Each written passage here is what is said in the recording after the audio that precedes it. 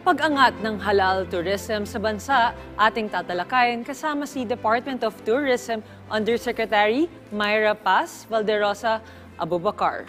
Yusek Myra, magandang tanghali po at welcome sa Bagong Pilipinas ngayon. Hi, assalamualaikum warahmatullahi ta'ala wa barakatuh. Magandang hapon, Ms. Lina and Yusek March. Good afternoon to each and everyone. Good afternoon, ma'am. Para po sa kaalaman ng ating mga kababayan, kapag sinabi pong halal tourism, ano po ang development focus nito? Ano po yung mga halimbawa sa sektor ng turismo na masasabi nating halal-friendly tourism destination? Yeah, actually, pag pinag-uusapan natin ng halal tourism, it means para sa ating mga kapatid na this is for our Muslim brothers and sisters specifically. But then halal is actually not for Muslim, but it's a way of life, no? And hindi pag sinabi natin, hindi lang ito sa pagkain, actually, kaya ginawa natin halal tourism. Because aside from the destination, we have to consider the food, and then ang ating mga accommodation establishments, then we have to be prepared. So, actually, aside from halal tourism, we're also pushing for Muslim-friendly tourism in the Philippines, knowing that the Philippines is not a Muslim-dominated country compared to Brunei and Indonesia and Malaysia. Kaya we're starting as Muslim-friendly country. Kamakailan po ay pinangalanan ang Pilipinas as an emerging Muslim-friendly non-organization of Islamic cooperation in the Mastercard Crescent Rating Global Muslim Travel Index. Ano po ang masasabi ninyo dito at paano po natin nakamit ito? Actually po, pangalawang taon na po nating nakamit ang emerging non-OIC destination ang Pilipinas. And natutuwa po ako dahil po sa pagtulong-tulungan po natin, especially po ni Presidente Ferdinand Bongbong Marcos Jr. at ang ating Department of Tourism Secretary na si Secretary Cristina Garcia Frasco, sabay-sabay po nating pinupush ang ating pagiging Muslim-friendly. Kaya po tayo nanalo ng award dahil po ang dami po nating ginagawa para po maging Muslim-friendly ang Pilipinas. Yusek Myra, ano-ano po ba ang iba pang mga hakbang at programa ng Tourism Department para mahikayat ang mga kapatid nating Muslim na bumisita sa ating bansa? Yeah, just recently, Secretary Cristina Garcia Frasco signed an amended memorandum circular, Ito po yung para sa accommodation establishments natin na accredited ng DOT na maging Muslim-friendly. So meron po tayong mga guidelines on how an accommodation establishment can be Muslim-friendly. And then another in the pipeline is another memorandum circular na nasa legal office na po namin.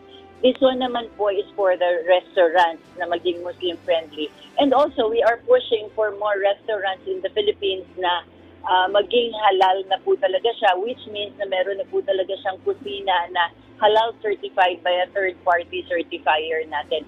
Aside from that, ipupush ko na din po, on June 14 to 16, we're going to have the first Department of Tourism Halal Trade and Tourism Expo na gaganapin po sa Gateway 2 Mall sa Araneta City in Quezon City po. Alright, ma'am, para po sa mas inclusive at cultural sensitive na turismo, ano-ano po ba yung inyong mga considerations and factors to help the growing market ng halal products and tourism? Yeah, especially po, alam naman po natin na pag sinabi po natin Muslim, meron po mga bawal at meron po pwedeng gawin. Sa mga pagkain po nila, isa po yung na kailangan nating i-consider. And then pangalawa po, kung paano po yung how we treat them and how we talk to them is also another area na kailangan po natin. Kaya tinuturuan po natin, meron po tayong training for our mga employees ng ating mga tourism stakeholders on how to greet them and how to act properly when they are around po. Yusek Myra, sa patuloy na pag-angat at pagkakilala ng global market sa halal tourism and industry sa bansa, gaano kalaking opportunity ito pagdating sa socio-economic growth ng ating bansa at maging sa employment opportunities din po? Yeah, napakalaki po ng ating opportunity, especially dahil po sa Mastercard at saka sa Crescent Rating po, ang sinasabi po nila, in 2028, we will have at least 230 billion US dollars in receipts. No, yun po yung expected na maging receipt. And mano po ba na magkaroon din po tayo na malagyan din po, mabigyan din po ang Pilipinas ng ganoong klaseng receipts when we are able to provide for our Muslim brothers and sisters naman. Ma'am, sa inyo pong datos, ilang Muslim visitors na po ba ang bumisita ngayon sa bansa sa taong ito? At ano-ano pa po inyong mga programang dapat naming abangan to help halal tourism grow ngayong taon? Yeah, based po on our 2022 data as compared to 2023, we have already had a 120% increase. Taas din siya, no? 2022 po, we had around 250 Muslim visitors when we're just talking about Muslim visitors from other countries. And then now we are already up to 500,000 Muslim visitors from other countries. Not considering pa po that we have at least 15 million Muslim Filipinos staying in living in the Philippines. So doon po madami po tayong pwedeng pwede po nating gawin para sa ating mga kapatid na Muslim. So ang mga programa po natin ngayon aside from the Halal Expo, we're also pushing for the Muslim-friendly accommodation establishments and then ang Muslim-friendly restaurants po natin. Then we're also coming up with a travel log. This is for our Muslim visitors, para this will comprise 3 volumes naman po. One is mga destinations na pwede po nilang puntahan. Ang pangalawa po yung mga pagkain at saka mga restaurants na pwede naman po nilang kainan. At saka the third volume will be about for non-Muslims naman po, so that they will better understand the fundamentals of the way of life of a Muslim naman.